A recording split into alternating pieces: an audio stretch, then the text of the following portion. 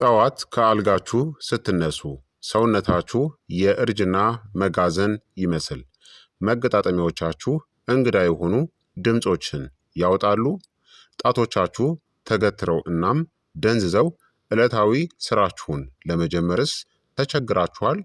ወይስ ደግሞ ዳሌያችሁ፣ ትከሻችሁ እናም ጀርባችሁ የህመም ማዕከልስ ሆነዋል?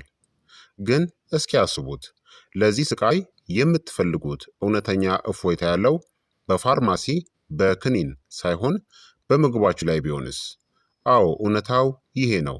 ብዙዎቻችን የመገጣጠሚያ ህመም ሲሰማን የምንሮጠው ወደ ህመም ማስታገሻ ክኒኖች ነው። ነገር ግን መድኃኒቶቹ ህመሙን ለጊዜው ከማስታገስ ባለፈ ዘላቂ መፍትሄ አይሆኑም።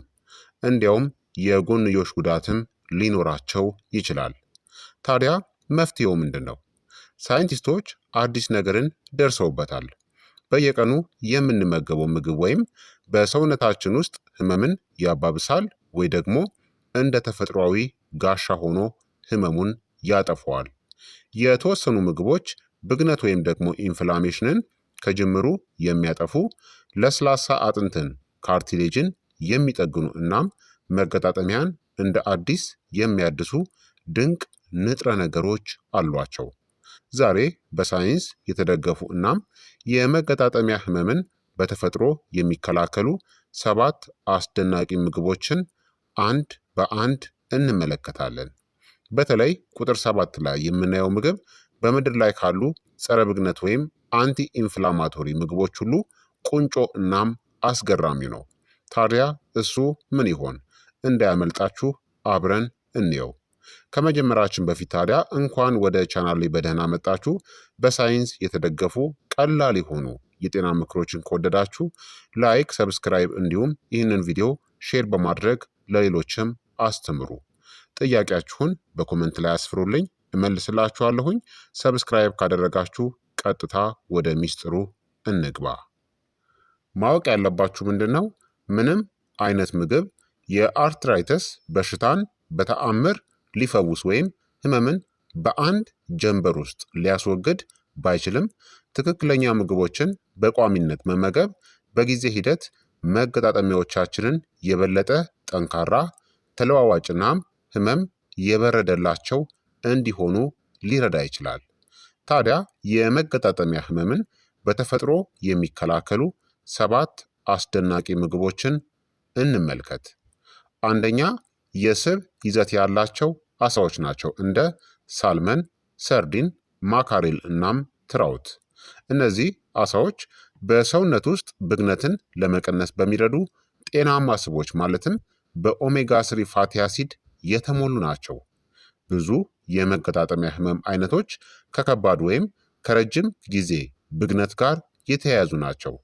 ብግነት ለረጅም ጊዜ ከፍተኛ ሆኖ በሚቆይበት ጊዜ ለግትርነት፣ ለእብጠትናም ለምቾት ማጣት አስተዋጽኦን ያደርጋል።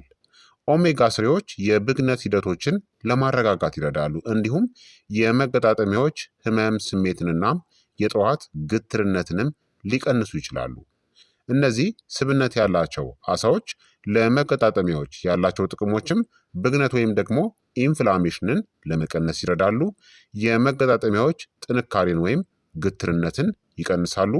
የለስላሳ አጥንት ካርቲሌጅ ጤናን ይደግፋሉ። አጠቃላይ የመንቀሳቀስ ችሎታንም ያበረታታሉ። ለመመገብም ምርጡ መንገድ በሳምንት ከ2 እስከ 3 ጊዜ ለመመገብ ሞክሩ። በከሰል የተጠበሰ፣ በምድጃ የተጋገረ ወይም በእንፋሎት የበሰለ አሳ ብዙውን ጊዜ በዘይት ውስጥ በጥልቀት ከተጠበሱ አማራጮች የበለጠ ጤናማ ነው።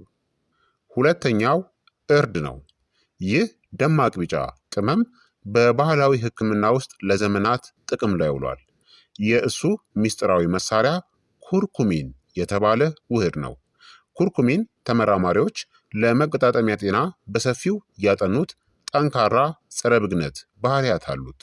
ብዙ ሰዎች እርድ የዕለት ተዕለት ምግባቸው መደበኛ አካል በሚሆንበት ጊዜ አነስተኛ ጥንካሬ ወይም ግትርነት እናም የተሻሻለ እንቅስቃሴም እንደሚሰማቸው ይናገራሉ።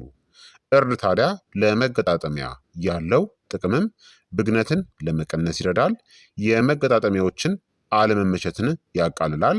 ከአካላዊ እንቅስቃሴ በኋላ ማገገምንም ይደግፋል። ህብረ ህዋሳትን ከኦክሲዲቲቭ ስትረስም ለመጠበቅ ይረዳል። ታዲያ እንዴት ጥቅም ላይ ይውላል? በሾርባ፣ በወጥ፣ በአትክልት፣ በሩዝ ወይም በሻይ ውስጥ እርድን ጨምሩ። ትንሽ ቁንጥጫ ቁንዶ በርበሬ የኩርኩሚንን መምጠጥን ሊያሻሽል ይችላል። ስለዚህ እርድን ስትጠቀሙ በጣም ጥቂት ቁንዶ በርበሬን መጨመር ይኖርባቸዋል።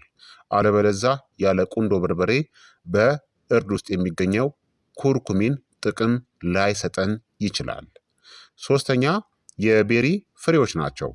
ብሉቤሪ፣ ስትሮቤሪ፣ ራስቤሪ እናም ብላክ ቤሪ እነዚህ የአመጋገብ ኮከቦች ናቸው።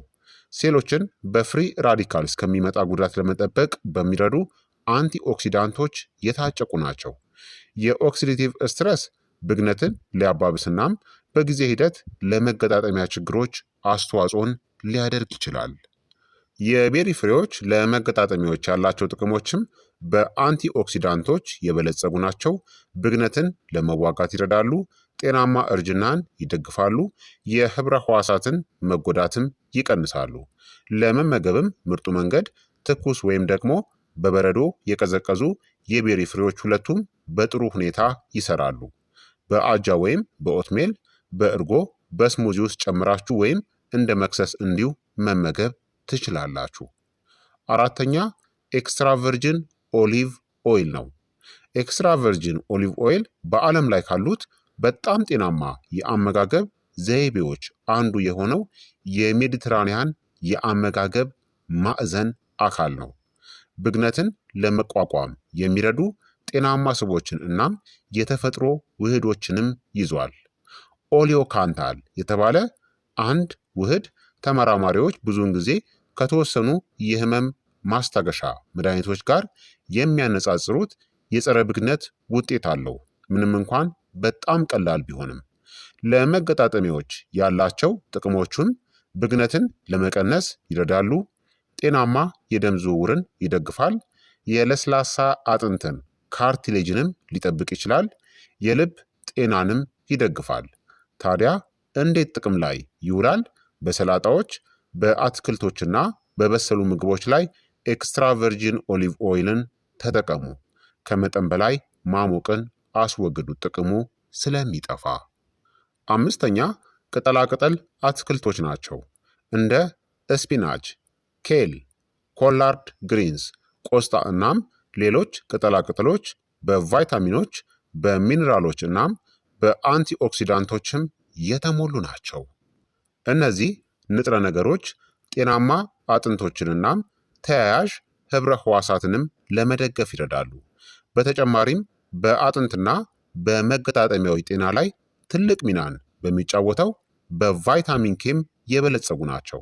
ለመገጣጠሚያዎች ያላቸው ጥቅሞችም ጠንካራ አጥንትን ይደግፋሉ፣ አንቲኦክሲዳንቶችንም ያቀርባሉ፣ ብግነት ወይም ኢንፍላሜሽንንም ለመዋጋት ይረዳሉ፣ ጤናማ ተያያዥ ህብረ ህዋሳትንም ያበረታታሉ። ታዲያ በሾርባ፣ በኦምሌት ከእንቁላል ጋር፣ በስሙዚ ወይም በሰላጣ ውስጥ ቅጠላቅጠሎችን ጨምራችሁ ተጠቀሙ። በየቀኑ የተወሰነ ለማካተት ሞክሩ። ስድስተኛ ለውዝ እናም ዘሮች ናቸው።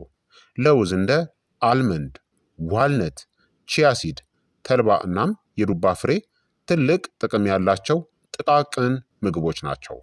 በጤናማ ስብ፣ በፕሮቲን፣ በማግኒዥየም እናም በአንቲኦክሲዳንቶችም የበለጸጉ ናቸው።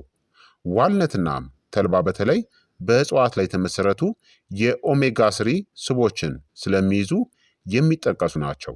ታዲያ ለመገጣጠሚያዎች ያላቸው ጥቅሞችም ብግነት ወይም ደግሞ ኢንፍላሜሽንን ለመቀነስ ይረዳሉ፣ የጡንቻን ስራ ይደግፋሉ፣ ጤናማ ስቦችንም ያቀርባሉ፣ የረጅም ጊዜ የመገጣጠሚያ ጤናንም ያበረታታሉ። ታዲያ በየቀኑ አንድ ትንሽ እፍኝ አብዛኛውን ጊዜ በቂ ነው።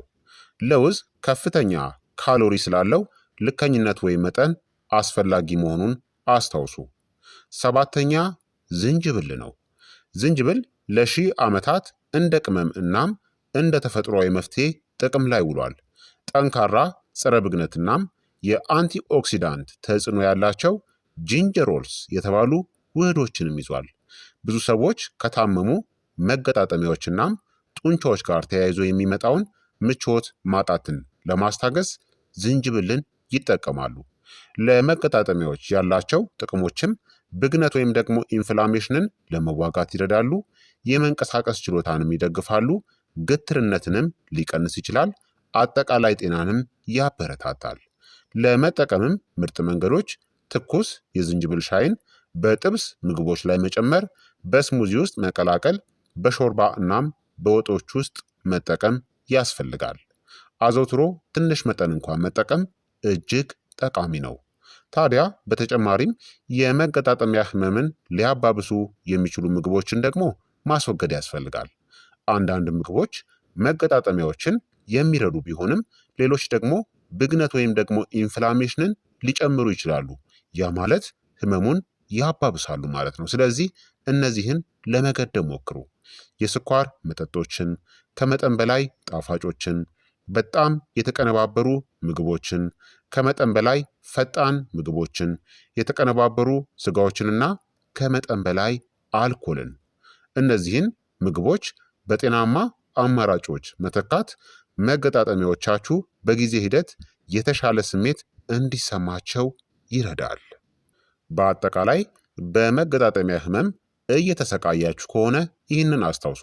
በየቀኑ የምትመገቡት ምግብ ብግነት ወይም ደግሞ ኢንፍላሜሽንን ሊያባብስ ወይም ሊከላከል ይችላል።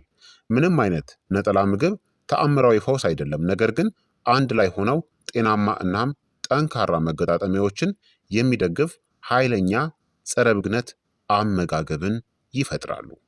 ታዲያ ከእነዚህ ምግቦች ውስጥ የትኛውን ነው አስቀድማችሁ አዘውትራችሁ እየተመገባችሁ ያላችሁት? መልሳችሁን በኮመንት ላይ አስፍሩልኝ። በዚህ ቪዲዮ ከተደሰታችሁ እናም ከተማራችሁበት ላይክ፣ ሰብስክራይብ እንዲሁም ሼር በማድረግ ሌሎችንም በቅንነት አስተምሩ። ስለተመለከታችሁኝ እጅግ አመሰግናለሁኝ። በቀጣይ የጤና ትምህርት እስከምንገናኝ እኔንም እናንተንም ቸር ያቆየን። መልካም ጊዜ፣ መልካም ቆይታ። ቻው ቻው።